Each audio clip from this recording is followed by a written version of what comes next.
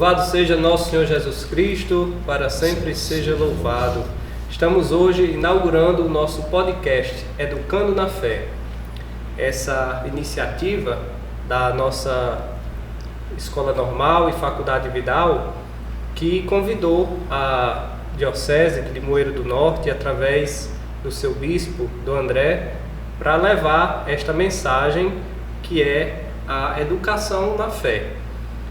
Estamos aqui no ambiente de educação e, como igreja, como católicos, nós desejamos também levar aquela educação mais fundamental, que é uma educação que leva para a eternidade, educação nos valores que são perenes, e nosso Senhor Jesus Cristo nos deu isso por meio do depósito da fé. Então, do André, seja bem-vindo, e todos os que estão nos acompanhando, que vão depois ver essa gravação, nós queremos já desejar que todos possam ter um mês de junho realmente abençoado, o mês do coração de Jesus, que constitui o tema desse nosso primeiro podcast, que é o mês do coração de Jesus. Então, você pode também dar aí as boas-vindas a todo mundo que vai acompanhar esse podcast. Certamente ele vai ser difundido em vários lugares, porque seguidores e ex-alunos o senhor tem muitos, né? Pois bem, Padre Diogo, antes de tudo agradecer pelo convite, e para nós é sempre uma alegria poder conversar, refletir sobre temas, realidades que fazem parte da nossa vida como pessoas humanas, como cristãos e também como ministros, porque temos a consciência de que a evangelização, ela é esse anúncio, essa boa notícia de salvação para toda a humanidade, não apenas para algum grupo. E a evangelização é também educar. E é muito sugestivo esse tema, como posso dizer, título, nome, né? Esse título, né? Para esses momentos, Educando na Fé, porque educar, de fato, é colocar no caminho. É uma expressão muito densa. Educar não é só passar algumas informações, não é apenas passar alguns conhecimentos, mas é colocar no caminho. A própria palavra do seu original, né, no latim, significa isso, né? Colocar no caminho. E todos nós estamos no caminho, mas é preciso saber se estamos caminhando bem e se de fato esse caminho que estamos palmilhando nos leva ao bem, à felicidade. Muito bem, então estamos estreando esse podcast no mês do Sagrado Coração de Jesus. E por isso nós vamos aproveitar essa presença do André, que é mestre em Sagrada Escritura, para nos falar também sobre a origem bíblica da devoção ao coração de Jesus, como que na própria Sagrada Escritura, na história da salvação, nós podemos ver ali o fundamento para isso que nós chamamos de devoção ao Sagrado Coração. É possível, Dom André, ver na história da salvação, na Sagrada Escritura, os fundamentos para a nossa fé católica, nossa devoção católica ao Sagrado Coração de Jesus? Eu gostaria de começar assim, essa nossa fala fazendo uma propaganda e ao mesmo tempo um incentivo para a leitura, a reflexão deste documento, o último documento do Papa Francisco, essa carta encíclica, que nos fala justamente sobre o amor humano e divino do coração de Jesus Cristo. E aqui o Papa Francisco, ele apresenta muitos aspectos desta devoção que podem nos ajudar a aprofundar, a conhecer mais essa longa tradição de contemplar o amor de Deus manifestado no coração do seu Filho. E naturalmente nós não podemos pensar o coração de Jesus apenas como um objeto de devoção. quando nós falamos de devoção, pensamos num conjunto de expressões que manifestam os nossos afetos, o nosso amor. Ser devoto é ter amor a alguma coisa, né? É mais do que isso. A devoção ela é muito mais ampla e ela se enraiza justamente no amor de Deus.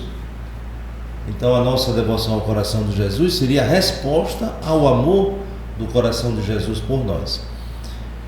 E quando se trata de fundamento bíblico, poderíamos ir até o Antigo Testamento, né? Porque no Antigo Testamento Deus também fala que nos ama com um amor do coração.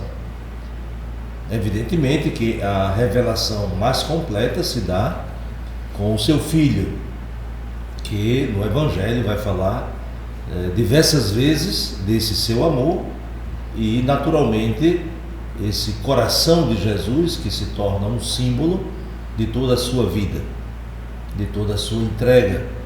Pensar no amor é pensar numa entrega generosa. Mas diríamos que, como fundamento bíblico da devoção ao coração de Jesus, ou da espiritualidade do coração de Jesus, nós somos convidados a ir até ao Calvário.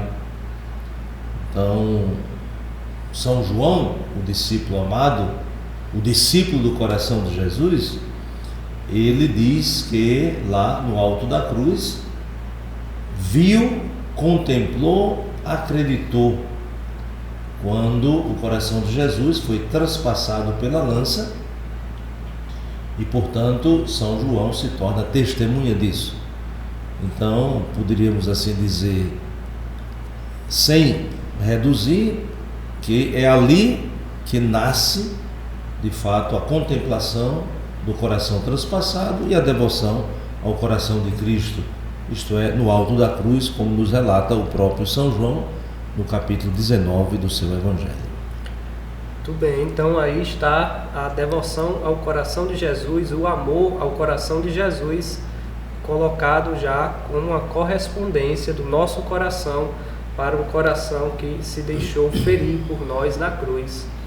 E me parece que na tradição da igreja, essa é a realidade que tem sido acentuada, não uma realidade diversa disso, né? Quando Santa Margarida Maria Alacoque, a quem nós conhecemos como a grande difusora, propagadora da devoção ao coração de Jesus, ela teve aquelas experiências místicas sobre como deveria ser ressaltada na igreja, como deveria ser também recordado essa dimensão da fé católica que sempre existiu. E a Santa Margarida Maria Alacoque, ela também contribuiu nesse sentido com a espiritualidade do coração de Jesus, né? Então, dentre as coisas que a Santa Margarida Maria Alacoque ela contribuiu com a sua experiência mística foi sobre a instituição da festa litúrgica do Sagrado Coração de Jesus. Segundo a experiência dela, Jesus lhe pedia que essa festa fosse instituída. E hoje nós temos essa festa após Corpus Christi, né? Após a solenidade de Corpus Christi. Alguém pode até dizer, mas a primeira sexta-feira do mês de junho não deveria ser a solenidade do coração de Jesus? Mas na liturgia nós temos essa festa após Corpus Christi. O senhor poderia comentar para nós se há um sentido nisso, um sentido teológico, um sentido mistagógico também nesse modo como a igreja nos apresenta essa solenidade? Nós temos aí, juntamente com Santa Margarida Maria, apesar de que ela é a mais conhecida, né? Mas nós temos aí uma infinidade de testemunhos de santos e santas que beberam de um modo muito profundo e contínuo dessa espiritualidade da contemplação do coração transpassado.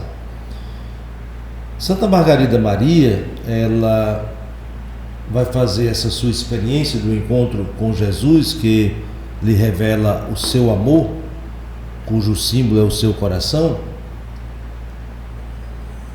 que não foi só para ela, né? Tanto que se tornou bastante conhecido o que ela fez como experiência e que inspira a igreja ao longo dos séculos. Quando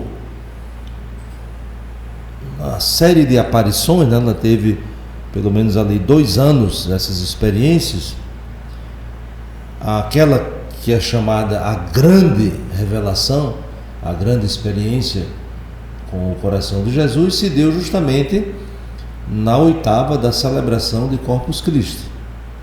Por isso que se fixou ali naqueles dias, né? Então, por isso que nós temos a festa, a solenidade do coração de Jesus na segunda sexta-feira, podemos assim dizer, depois da festa de Corpus Christi. Porque Corpus Christi é celebrado na quinta, tem a sexta-feira, mas é na sexta-feira seguinte. Mas a relação muito estreita que existe, porque estamos falando de um mesmo mistério, que é o mistério do amor de Deus. Então Jesus que se entrega, a quinta-feira a igreja faz a memória da instituição da Eucaristia. Então Jesus que se entrega e institui na celebração o memorial da sua entrega e realiza essa entrega na sexta-feira, isto é, morrendo na cruz.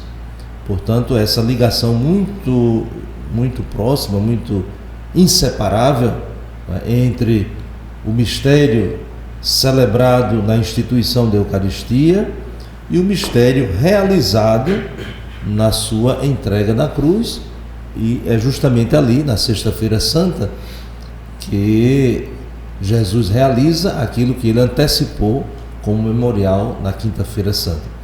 E, portanto, são aspectos de um único mistério. E qual é esse mistério? Do amor de Deus pela humanidade. E esse amor de Deus pela humanidade, ele se manifesta de forma muito concreta. Assim, de um modo geral, a experiência humana, ela demonstra certos distanciamentos. Então, entre o dizer que ama e a prova de amar. Em Deus isso não existe.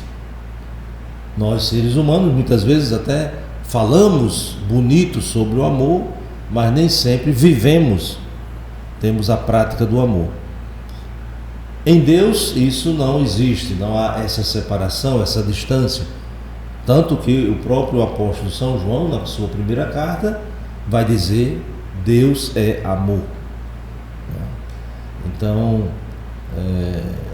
esse amor de Deus manifestado no seu Filho, como já dissemos, cujo símbolo é o seu coração transpassado, está como inspiração, né, para todas as solenidades, né, que evidenciam isso.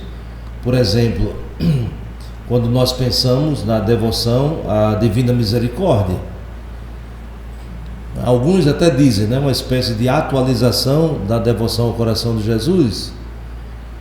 Mas claro, estamos falando do mesmo Jesus, né? Não há uma concorrência, né? Mistério, né? Não há uma concorrência, né? Dizer que uma coisa não tem a ver com a outra. Pelo contrário, ao longo da história, Deus vai nos ajudando de uma pluralidade, uma riqueza, né? Uma diversidade, de nos aproximarmos deste mistério que é único, né? Que é um Deus que ama, como o próprio Jesus diz: Deus amou tanto o mundo que enviou o seu Filho ao mundo para que o mundo seja salvo por ele. Então ali está tudo resumido, né? Está tudo condensado e se desenvolve ao longo da história, com reflexões, com devoções, com solenidades, com a própria liturgia da igreja, que tem sempre essa finalidade mistagógica. Mistagógica significa esse processo de mergulhar no mistério. Então é um processo didático, pedagógico, que vai nos introduzindo nesse mistério do amor de Deus. Então, a misericórdia vem do coração de Jesus, né? O senhor pode dizer com muito mais propriedade que eu que na Sagrada Escritura, coração, lábia que fala? Leve. Tem a ver com as entranhas, mas não é somente uma coisa material, né? Tem a ver com sentimentos, tem a ver com o próprio centro da pessoa, né? Então, podemos realmente dizer que a Divina Misericórdia brota, portanto, da essência de Deus, brota do coração de Jesus. E nesse sentido é que aquela jaculatória que nós aprendemos na Divina Misericórdia, ó sangue e água que jorrastes do coração de Jesus, como fonte de misericórdia para nós, eu confio em vós, mostra aí, de fato, o grande mistério, né, que é inesgotável, mas que Deus permite sempre que a gente vá aprofundando aí na nossa vida de fé. Também é nesse sentido, André, que aquela devoção das 9 sextas-feiras do mês, o senhor também vê sentido nessa ligação com a paixão de Cristo, por ser a sexta-feira? Quer dizer, às vezes parece que são coisas aleatórias na devoção, né? Mas se nós aprofundarmos mais, é que nós vamos poder compreender que, mesmo do ponto de vista devocional, existe uma teologia por trás disso, né? Sim, eu diria que existe um comprometimento, né? Todas as devoções autênticas, né? Não qualquer coisa que se inventa, mas todas as devoções, elas têm um fundamento bíblico, elas têm um desenvolvimento de uma compreensão teológica e elas também têm um compromisso, uma prática que deve nos ajudar à conversão. Então, por exemplo, né? Hoje as pessoas falam muito do escapulário, mas o escapulário não é só um objeto que você usa, mas o escapulário tem uma série de exigências, né, de práticas que devem nos ajudar na nossa vida espiritual, evidentemente, mas também em outros aspectos da nossa vida, né, no nosso relacionamento, da prática da justiça, isto é, da prática do bem. Então, não é só um objeto que está isolado e se torna objeto de nossa devoção, mas nos compromete num modo de viver, de conviver, de relacionar-se. Até mesmo quando nós pensamos, por exemplo, as aparições de Nossa Senhora, pegando aqui só uma mais conhecida, Nossa Senhora de Fátima, né? Quantas pessoas dizem que tem muita devoção por Nossa Senhora de Fátima, que gostam muito de Nossa Senhora de Fátima, mas tem o conhecimento da mensagem de Fátima, a oração, a penitência, a conversão, a mudança de vida? Não é só o terço de Nossa Senhora de Fátima, é a oração e o compromisso de melhorar, isto é, de converter-se. Então, como dizia, né? Não é algo que se isola e se torna um objeto da nossa devoção, mas é algo que tem que mudar a nossa vida, que tem que nos ajudar também nesse processo de conversão, que é a adesão ao Evangelho, né? Nenhuma devoção pode contradizer o Evangelho, nem distanciar-se dele. E, sem dúvida, a devoção ao coração de Jesus é também apelo de conversão.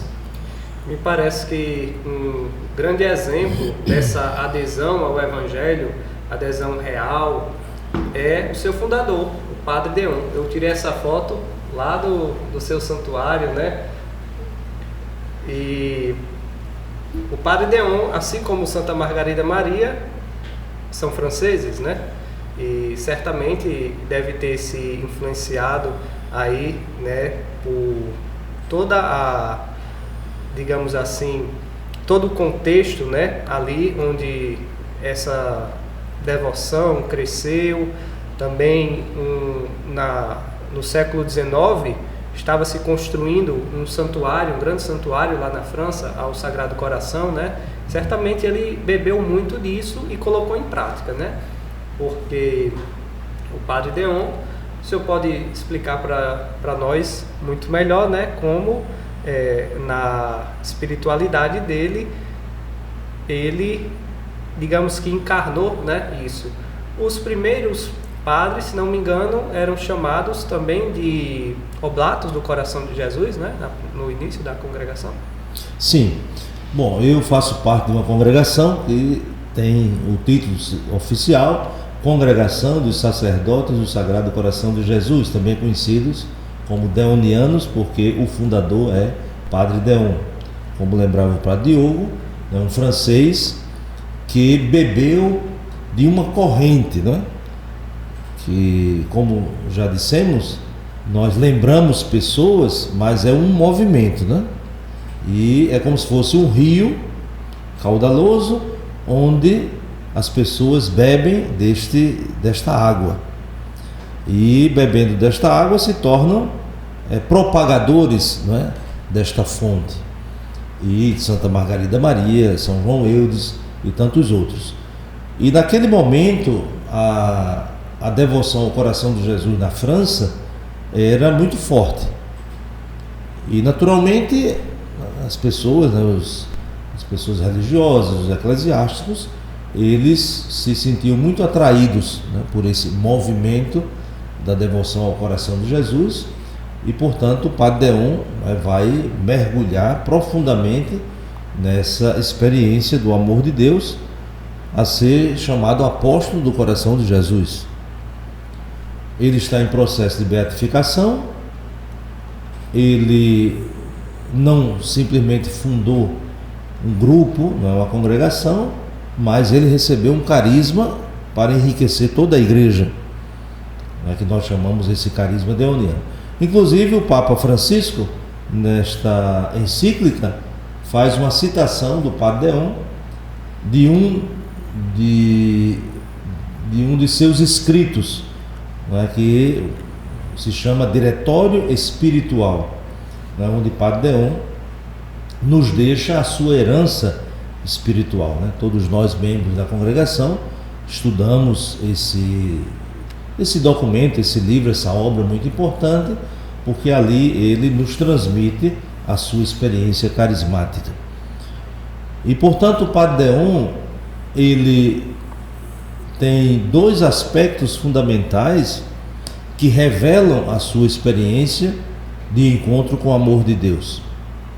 Nós diríamos um olhar contemplativo, e por isso esse olhar fixo no coração transpassado, mas também uma sensibilidade social muito grande, tanto que o Papa Leão XIII, né, que nesses dias tem se falado muito, né, até para entender por que o Papa atual escolheu este nome, Leão XIV, né, mas estou falando de Leão XIII, que é do tempo do Padre Deon, que é considerado, né, o Papa da doutrina social da Igreja. E Padre Deon tinha essa sensibilidade muito grande em relação às questões sociais, às problemáticas do seu tempo, sobretudo no mundo operário. E Padre Deon, ele também, né, se empenhou muito, tanto que o Papa Leão XIII o encarregou de ser o divulgador das suas encíclicas, sobretudo da famosa encíclica Rerum Novarum. E Padre Deon faz isso não como um agente social, mas como um contemplativo. Ele mergulha nessa experiência do amor do coração de Cristo e mergulha de tal forma que consegue se aproximar de questões também importantes na vida do mundo, da sociedade do seu tempo. E por isso nós que fazemos parte dessa congregação também somos chamados a atualizar essa experiência do Padre Deon, que, como dizíamos, contemplativo, mas muito empenhado também nas questões sociais. Aqui no Brasil, os padres deonianos chegaram primeiro, se não me engano, em Camaragibe, né? Justamente fazendo um apostolado onde havia uma fábrica. Então, tudo a ver com o apostolado, a sensibilidade do Padre Deon, da doutrina social da igreja, né? Dos operários, que tinha a ver ali com essa reflexão da Rerum Novarum, do Papa Leão XIII, né? O senhor pode dizer porque o senhor é de Camaragibe, sim, né? Sim, justamente, né? Ali naquele período do Padre Deon, né, em 1848, por ali, assim, eu digo quando nasceu, né? Mas, como eu dizia, é um movimento, né? Havia, e sobretudo na França, esse movimento, né, de empenho social, a ponto de muitos padres trabalharem em fábricas, até padres operários. Não era assim uma assistência religiosa aos operários, eram padres que trabalhavam mesmo nas fábricas para ser uma presença entre os operários. E os fundadores da fábrica lá em Pernambuco,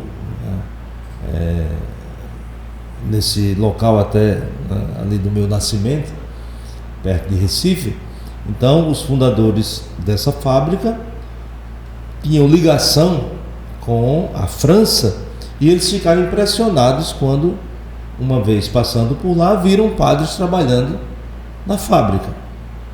Então, eram pessoas religiosas que contactaram diretamente com o Padre Deon para ver a possibilidade de o Padre Deon mandar padres para o Brasil darem essa assistência também. Só que houve uma mudança, né? Os padres trabalhavam na fábrica, os padres que chegam no Brasil vão dar assistência religiosa aos operários. E a partir dali vai se expandindo, né? Tivemos muitas presenças, né, aqui no Nordeste, ainda temos uma província. Depois de alguns anos também a congregação chegou ao sul do Brasil e hoje nós estamos em vários estados, organizados em 3 províncias, e somos ali cerca de 500 membros da congregação aqui no Brasil. Mas no mundo inteiro temos presença em mais de 40 países, sempre com essa inspiração do Padre Deon, que mergulha no coração de Jesus, mas também mergulha e se compromete com a vida, né, com todos os seus desafios e as suas exigências. Tudo bem, então fica aí para os nossos ouvintes, nossos internautas também procurarem conhecer mais dos escritos, né? Certamente tem muitos escritos, né? Padre Deon, os escritos e aí a vida do Padre Deon, que certamente tem muito a contribuir com essa espiritualidade encarnada do coração de Jesus. Temos agora um momento de questões da fé. Então, algumas pessoas nos mandaram algumas dúvidas, algumas perguntas, né? Dentre eles temos aqui o Padre Deusimar, lá da Arquidiocese de Fortaleza. Abraço, Padre Deusimar, professor lá da Faculdade Católica de Fortaleza, promotor vocacional lá da Arquidiocese. E ele pergunta o seguinte, do André: em algumas dioceses se celebra o dia de oração pelo clero no dia do Sagrado Coração. O senhor poderia comentar um pouco dessa relação da ordenação com o Sagrado Coração? De fato, o dia do Coração de Jesus é o dia de oração pelos sacerdotes, se inspirando naquilo que o patrono dos sacerdotes, né, São João Maria Vianney, vai dizer que o amor do coração de Jesus é o sacerdote, né? Então ali está, vamos dizer, a inspiração fundamental, né? Porque o sacerdote é de fato o amor do coração de Jesus. E como sacerdotes, nós somos configurados a Cristo, que é sacerdote, mas também bom pastor e mestre, né? Então Jesus, e aqui entra muito bem nesse nosso contexto de educando na fé, Jesus é mestre porque ensina, Jesus é sacerdote porque nos conduz sempre mais à comunhão com Deus, nos santificando. E Jesus nos pastoreia, né? Porque Ele é bom pastor. E por isso o coração de Jesus resume tudo isso, né? Resume aquilo que nós somos configurados a Cristo. O coração, para nós, a nossa sociedade, um pouco a nossa cultura, ele muitas vezes é compreendido como o símbolo dos nossos afetos, das nossas emoções, né? Mas na Bíblia não. Na Bíblia é mais do que isso. Na Bíblia o coração é o centro das decisões. Então há racionalidade também, né? Não é um racionalismo, mas há uma racionalidade. E por isso, quando se fala do coração, não estamos falando, e de novo o Papa Francisco trata muito bem isso na sua encíclica, não estamos falando de uma parte, de um órgão separado do corpo, mas estamos falando do centro, né, de onde tudo provém. E portanto o coração, ele é bem mais amplo do que uma parte. O coração, ele representa tudo, né? E se nós dizemos que o sacerdote é o amor do coração de Jesus, é porque ele tem essa missão de realizar, né, no tempo, no espaço, na história,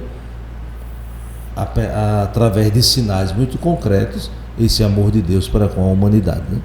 Então celebramos esse dia de oração pela santificação dos sacerdotes, justamente para que sejamos ainda mais esse amor e esse testemunho do coração de Jesus para com a humanidade. Muito bem. O Stephen, lá da comunidade marista Nossa Senhora da Penha, em Vila Velha, Espírito Santo, ele pergunta aqui sobre como a devoção ao coração de Jesus pode ser entendida com relação à reparação dos pecados. Então tem a ver aí com como entender a espiritualidade da reparação, né, ligado ao coração de Jesus.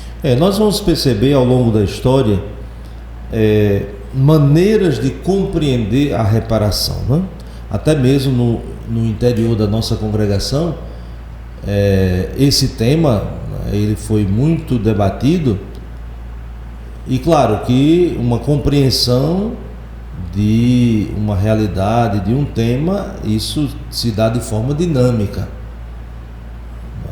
Evidentemente que não pode existir assim uma discordância, né, ao longo desse desenvolvimento, que é um desenvolvimento orgânico.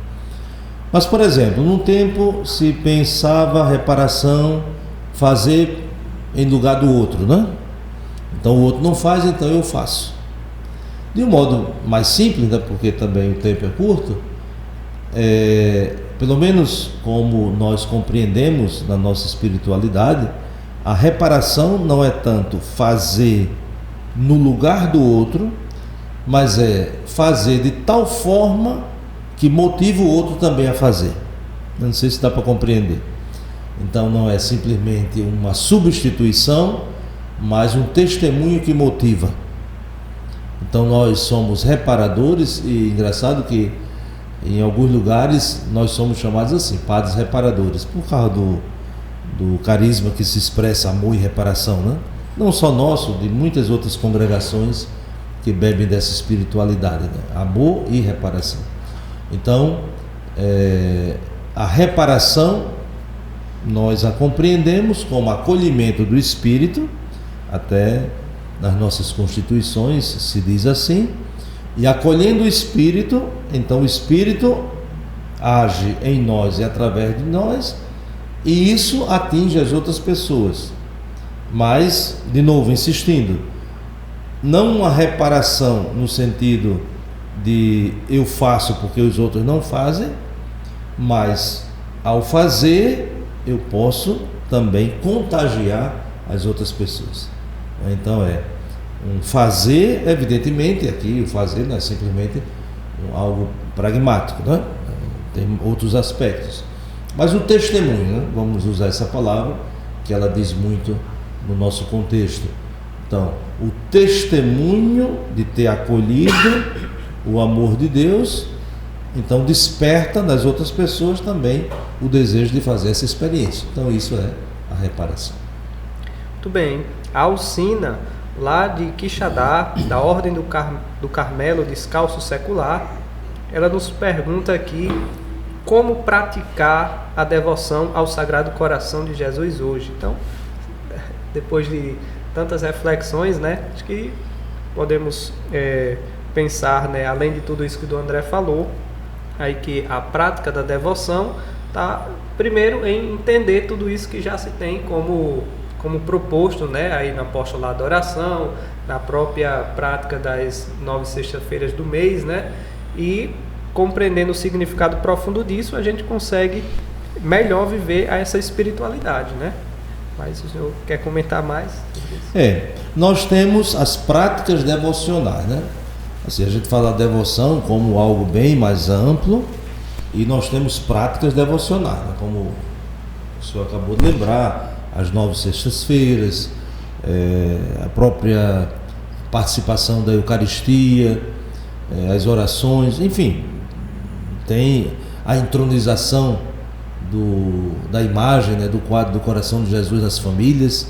Também isso é uma expressão muito bonita da devoção ao coração de Jesus. E claro que há manuais, há instruções, né, e hoje com a internet nós temos tanta facilidade, né, de encontrar também indicações que podem ajudar a ver de forma mais concreta, mais definida, nessas formas das devoções, né? Das práticas devocionais. Porém, o ponto de partida não é simplesmente rezar essa oração, rezar tantas vezes, fazer tantas vezes. O ponto de partida é contemplar o amor de Deus manifestado no seu Filho. Porque sem o amor, todo o resto perde o sentido, né? Eu posso fazer objetivamente, né, todas as práticas, né, observar essas prescrições, mas se não me aproximo do amor de Deus, não faço a experiência de ser amado por Ele, isso vai perdendo o sentido, né? Isso se torna quase que um cumprimento artificial, superficial, que não me alcança o coração, nem a mente, e como a gente dizia, né, o comprometimento de conversão, de mudança de vida. Bem, na nossa enquete que nós lançamos aqui, algumas pessoas perguntaram, por exemplo, o Pedro de Limoeiro, a Viviane, a Maria do Carmo, a Enilda, também aqui de Limoeiro, perguntam: se eu estou fazendo as 9 primeiras sextas-feiras e deixo de comungar em uma delas, devo começar do início? Devo contar de novo 9 sextas-feiras? Vamos assim pensar de forma assim objetiva e simples, né? Como é o princípio da igreja. Então, aquilo que a igreja prescreve, aquilo que é a disciplina da igreja, a lei da igreja, é para nos ajudar. Evidentemente, nós precisamos ter o discernimento para não cair numa espécie de rigorismo e esvaziar tudo, né? Porque o Evangelho, ele deve nos ajudar a fazer a experiência do amor. Então, é preciso perguntar por que houve, entre aspas, né, essa quebra. Então, eu estava ali na sexta-feira e na 7ª não aconteceu. O que foi? Uma doença, uma necessidade, uma impossibilidade, é algo que não dependeu de sua determinação, de sua vontade? Isso precisa ser ponderado, né? Precisa fazer o discernimento. Mas se é uma negligência, né? Se é um relaxamento, se é um faz de conta, né? Ou melhor, não fazer muita conta disso, então isso é um sinal que é preciso repensar até a motivação para fazer essas práticas, né? Em resumo, é como o nosso compromisso da missa dominical, né? Um mandamento da lei da igreja. Mas uma pessoa que faltou à missa não porque optou em faltar à missa, mas não teve a condição de ir participar da missa, ela não pode ser responsabilizada de um pecado. Então, quantas pessoas que não podem ir à missa porque na sua comunidade não tem a missa dominical, não é? Então, porque não foi à missa no domingo, então cometeu um pecado mortal. Aí vem a pergunta: qual é a razão disso, né? Então imagine comunidades, como eu já lembrei, né? Tem uma missa uma vez no mês, porque o padre também não pode ir sempre, e não tem outra possibilidade. Então isso não significa que incorreu num pecado, né? Numa impossibilidade. Então, se a impossibilidade ela não foi uma coisa deliberada, então não tem nenhum problema que continue, né, na outra oportunidade. Mas se foi uma negligência, né, uma coisa, então tem outros motivos, né? Muito bem. O Rodrigo, a Lúcia Helena nos perguntam aqui: o que fazer com as fitas do apostolado da oração que não servem mais para uso? Então entra aí toda aquela questão dos sacramentais, né? Então a gente vai descartar um sacramental de qualquer jeito, né? O bispo é o melhor para responder isso, né? O que fazer com os sacramentais aí de uma forma abrangente que já não podem mais ser consertados, não servem mais para uso, né? Algo que é muito simples e prático, né? É você se desfazer, né, queimando, né? Então isso é uma possibilidade, né? Você desfaz ali e porque não há mais uma utilidade no sentido de sua finalidade, né? Se quer guardar, né, também pode guardar lá como algo que lhe recorde um tempo, né, que era usado. Então depende muito do que é possível fazer, né? Naturalmente não vai jogar no cesto do lixo, não vai jogar por aí no meio da rua. Então ou se desfaz queimando, né, ou guarda, né?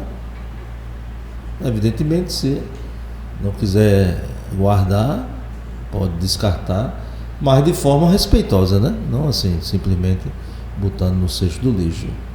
Porque... Muito bem. A Eliane Guimarães, que está em Poços de Caldas, Minas Gerais, ela nos pergunta aqui sobre como realizar a entronização do Sagrado Coração de Jesus em nossa casa. Então, o que é necessário para fazer essa entronização, né? Um sacerdote tem que fazer, as próprias pessoas podem fazer. Assim, uma coisa, um conselho bem prático é ela procurar o pároco e ver a possibilidade, né, de o pároco fazer a entronização e naquela paróquia quais são as orientações, né? Então, de forma mais simples, mais prática, seria entrando em contato com o padre da sua paróquia, então dizer: olha, padre, eu gostaria de fazer a entronização do coração de Jesus, então o que é que o senhor sugere, como é que a gente poderia fazer? Um abraço aí para toda a família da Eliane. Então, o padre Diego Joaçaba, que está na Boca do Acre, estava conversando aqui comigo, e uma pergunta muito teológica, como é o padre Diego, né? Na nossa conversa surgiu essa seguinte dúvida: podemos dizer que Deus tem um coração humano, considerando que o coração é a representação do centro da pessoa, mas a pessoa de Jesus é o Verbo eterno de Deus? Então aí, do André, temos aquela questão, né? Jesus é uma pessoa humana, e por isso ele tem um coração humano, ou é um Deus que... Então o senhor é o melhor para nos responder, né? Estamos aí 1700 anos do Concílio de Nicéia, né, que a gente achava que já tinha resolvido essa questão. Isto é, o Verbo eterno, pessoa divina, que ao encarnar-se, assumindo a nossa condição, em tudo, né, menos o pecado. Então a carta aos Hebreus diz isso, né, que ele, de fato, em tudo se assemelha a nós, porque assumiu a nossa natureza, porém não é pessoa humana, né? O Verbo eterno não se transformou em pessoa humana, Ele assumiu a nossa condição humana, a nossa natureza, mas não deixou de ser pessoa divina, até porque se tivesse deixado de ser pessoa divina, tinha deixado de ser Deus. Se conservasse a pessoa divina assumindo uma pessoa humana, era dupla personalidade, né? Então era uma espécie de esquizofrênico, e claro que isso não aconteceu. Quando nós falamos que ele assumiu a nossa condição, o nosso corpo, e o nosso corpo tem um coração, né? Então, claro que ele teve um coração, né? Não é possível pensar que essa encarnação deixou de lado aquilo que é próprio do ser humano, né? Evidentemente que a nossa linguagem ela é sempre limitada, né? Nós tentamos nos aproximar o máximo, né, para dizer o melhor sobre as realidades de Deus, mas sabendo que nós somos limitados e precisamos ter essa humildade de que não é possível compreender tudo, mas é possível sermos alcançados pelo amor de Deus, que é imenso e sem medida, né? Então, Jesus assumiu a nossa condição. Teve um coração, que esse coração bateu, né? Tinha pulsação, tinha tudo, né? Então ele assumiu tudo isso, né? Até porque se não tivesse assumido, não teria nos redimido, né? Aí, Padre Diego, não somos hereges, tá vendo? Abraço para o senhor, grande missionário aí na boca do Acre. E agora nós vamos ter um pouco de notícias aí da igreja do André. Primeira grande notícia que todo mundo está falando é a eleição do Papa Leão, né? O fundador do senhor também chama Leão, né? É João Leão de Leão. Então, o Papa Leão, ele até falou um pouco de o porquê ele escolheu esse nome, né? Que tem a ver com o Papa Leão XIII e estamos todos contentes por causa dessa eleição que mostra que a igreja continua viva, né? A igreja continua fazendo aquilo que foi o mandato de Nosso Senhor, de ser pescador de homens, de em cada tempo construir aí o reino de Deus. O que é que o senhor pode dizer das suas primeiras impressões, né, aí do Papa Leão? Pois bem, acredito que foi uma grande surpresa para aqueles que acham que podem prever as coisas, né?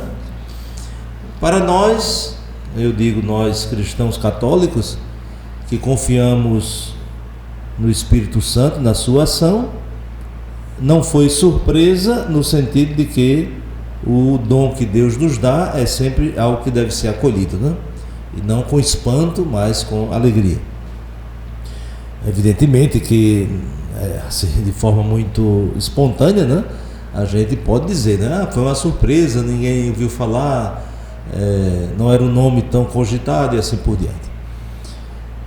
As primeiras impressões, sem dúvida, nos ajudam a reconhecer como o Espírito Santo conduz a igreja, né? E nos concedeu este Papa que manifesta, eu tenho sempre dito isso, manifesta assim com muita clareza o carisma da unidade.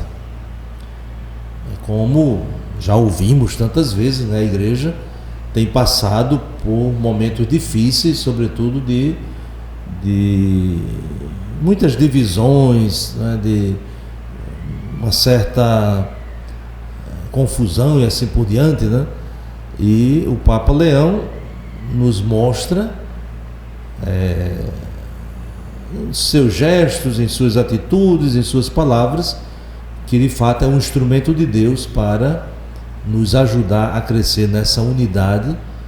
E estamos nessa semana de oração pela unidade dos cristãos e precisamos começar também a buscar sempre mais a unidade entre nós que professamos a fé católica.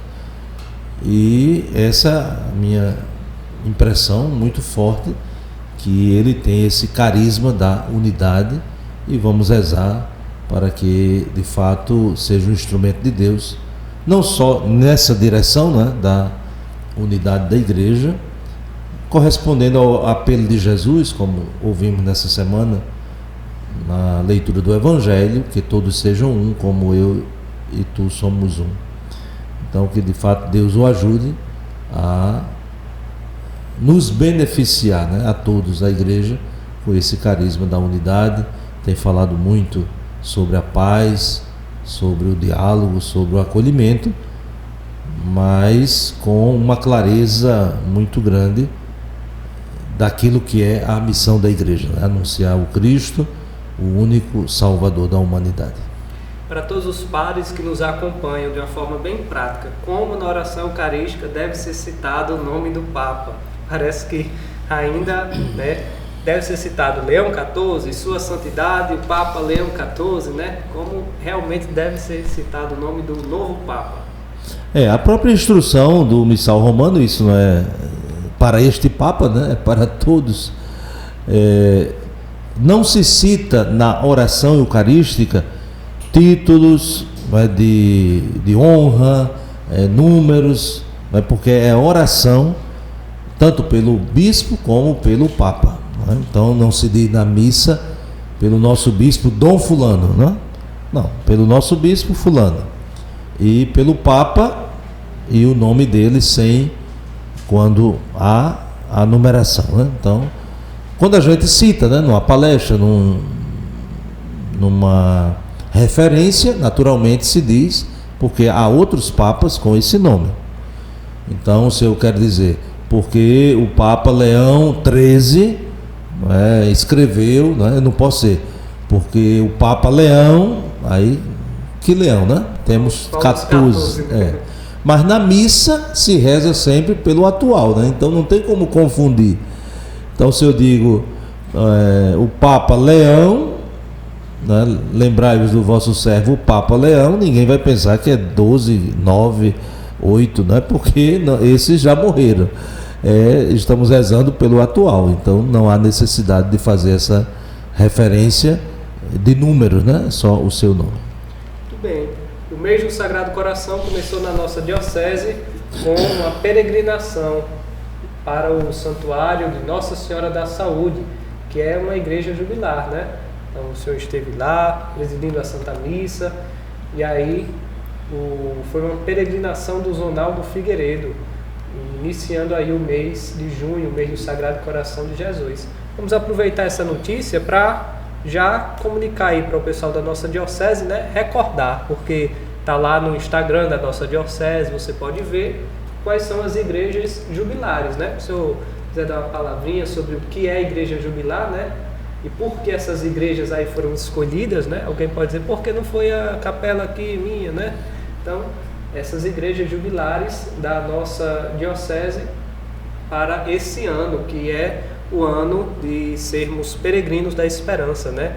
É um ano jubilar que a igreja no mundo inteiro está comemorando. Uma das características do ano santo é a peregrinação, e muito mais neste ano santo que tem como lema peregrinos da esperança, né? E isso já é algo dentro da própria tradição da igreja, de definir igrejas, né, na diocese e no mundo inteiro, que sejam igrejas jubilares, ou seja, pontos de referência para a vivência de algumas práticas próprias desse tempo do ano santo. Então a peregrinação, as indulgências, enfim, tudo isso que faz parte da vivência do ano santo. E nós determinamos algumas igrejas aqui da nossa diocese, como em todas as outras dioceses, né? Então, naturalmente, a primeira é a catedral. Então, a igreja catedral, a Sé Catedral de Nossa Senhora da Conceição, em Limoeiro do Norte.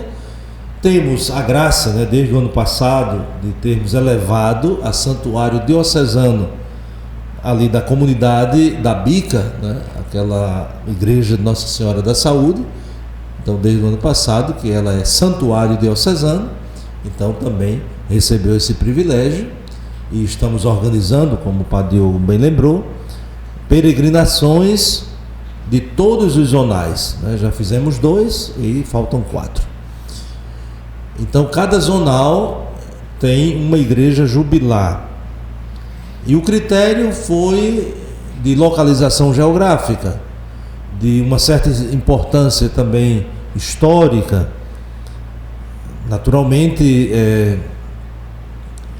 alguém pode pensar, né? Sim, mas porque naquele zonal foi em tal cidade e não na outra? Porque isso foi definido no zonal. Nós acolhemos. Então nós pedimos que nos zonais se fizesse uma reunião para discernir, né, qual seria a melhor igreja para ser igreja jubilar naquele zonal. Então não foi uma determinação do bispo, mas foi um discernimento que todos os zonais fizeram e apresentaram, e nós acolhemos. Então temos a matriz do Menino Deus em Alto Santo, temos a matriz Nossa Senhora do Rosário em Russas, a matriz Nossa Senhora das Candeias em Jaguaribe, a matriz Nossa Senhora do Rosário em Aracati e a matriz de São João Batista em São João do Jaguaribe. Então são esses lugares, essas igrejas jubilares que nós acolhemos e definimos para a nossa diocese de Limoeiro do Norte. Muito bem, então, como o senhor bem citou, aí já nós estamos comemorando esse ano 1700 anos do Concílio de Nicéia, né? Tivemos lá na faculdade de Quixadá, né, todo um congresso teológico sobre isso. Também o Papa Leão XIV vai fazer uma visita, uma peregrinação a Nicéia em comemoração a esses 1700 anos, de uma forma bem resumida. Assim, qual é o centro desse concílio, o que é concílio, né, para quem está nos escutando e nos acompanhando, de fato, o porquê ele é tão importante e tão atual hoje para nós, né? Quando nós pensamos, né, na própria história da igreja, qual é a missão da igreja? A missão da igreja é anunciar o evangelho com todas as suas consequências. E naturalmente a própria compreensão do evangelho, a própria compreensão da doutrina, da verdade revelada, isso muitas vezes cria resistência, incompreensão e assim por diante. Então esse concílio, entre outras coisas, né, porque também há questões disciplinares, ele enfrentou uma dificuldade de compreensão em relação à pessoa de Jesus. Então, quem é Jesus? Para nós hoje, depois de 2000 anos, né, dizer que Jesus é o Filho de Deus, o nosso Salvador, é algo tão natural entre nós cristãos, mas nem sempre foi assim, né? Então, quem é Jesus? Jesus é um homem muito bom, que fez tanta coisa boa, e que é um exemplo para nós. Essa não é a nossa fé. Jesus é o Filho de Deus, muito amado pelo Pai, que não existia, mas Deus o criou. Não é assim também que nós acreditamos. E muitas outras questões que estavam em voga naquele momento, defendida por pessoas, por grupos e assim por diante. E entre elas se destaca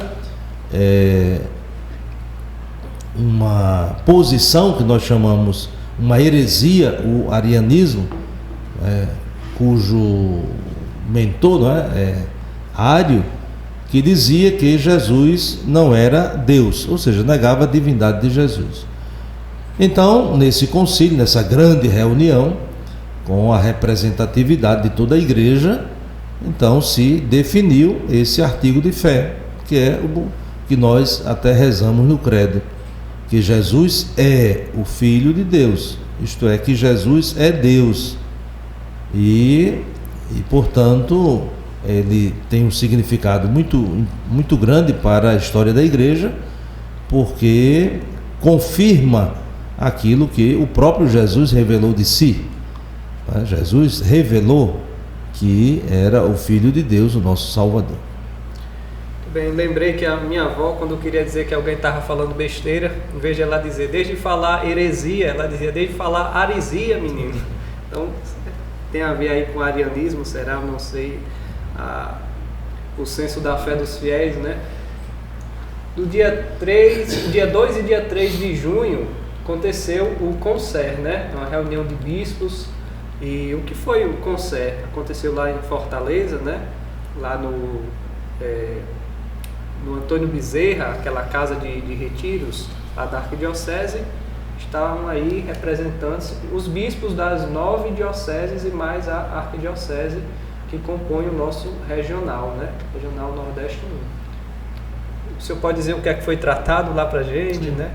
A cada ano, nós, como episcopado do Regional Nordeste 1, nos encontramos 2 vezes, né? O primeiro semestre e o segundo semestre. Conselho Episcopal Regional. Então ali nós tratamos questões relacionadas à vida das nossas dioceses. Este ano se destaca a questão dos estatutos desse organismo, né? Então também vimos alguma coisa sobre o sino dos bispos, né? O documento final e algumas orientações, mas tudo sempre em torno da vida pastoral e administrativa das nossas dioceses, com também uma partilha, né? Cada bispo também coloca algumas questões mais relacionadas à sua diocese. E depois nós tivemos, continuando esse encontro, um CONCEP, que é o Conselho Pastoral, e ali com a presença não só dos bispos, mas dos coordenadores de pastoral das dioceses, dos vigários gerais, dos representantes das várias comissões, da vida religiosa e assim por diante. Muito bem, para encerrarmos, nós lembramos aqui que no dia 31 de maio, né, nós celebramos aí 60 anos de vida do nosso bispo, né, do André, e nós louvamos a Deus, glorificamos a Deus por esse dom que ele nos deu, que é a sua vida, né, para nós. Pois bem, chegou, né? 60 anos, agora fui diplomado como idoso. E agradeço a Deus também essa graça, né? Porque chegar aos 60 anos, não penso que é a reta final, né? Mas espero que ainda tenha caminho pela frente, mas de qualquer forma é um dom de Deus, né? A vida que a gente recebe para administrá-la da melhor forma possível.